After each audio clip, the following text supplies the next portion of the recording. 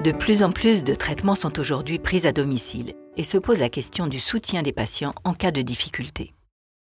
Un programme d'aide aux patients traités pour myélome est en cours d'expérimentation.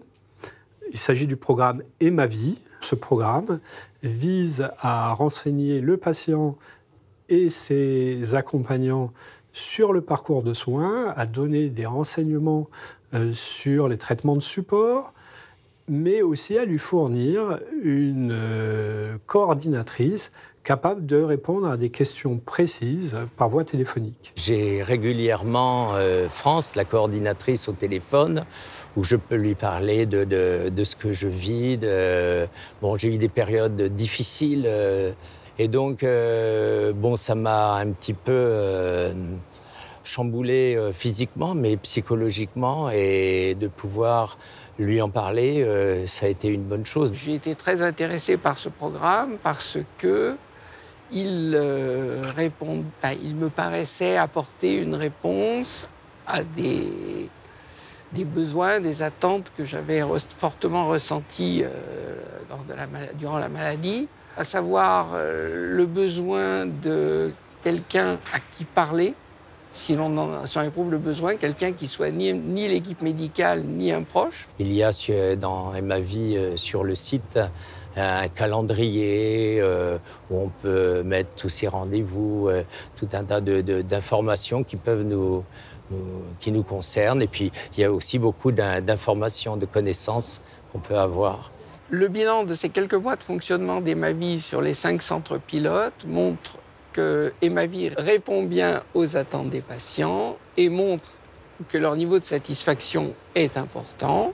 Ça nous encourage à continuer l'effort de développement du programme et son déploiement sur d'autres centres en France. La Compagnie des aidants participe au programme EMAVie de deux façons. La première façon, c'est que tous les patients binômes aidants-aidés vont pouvoir rejoindre la Compagnie des aidants, qui est un réseau social d'entraide et d'échange qui fonctionne par code postal. 80% des soins sont prodigués par les aidants parce que entre les passages des professionnels, il faut bien qu'ils continuent.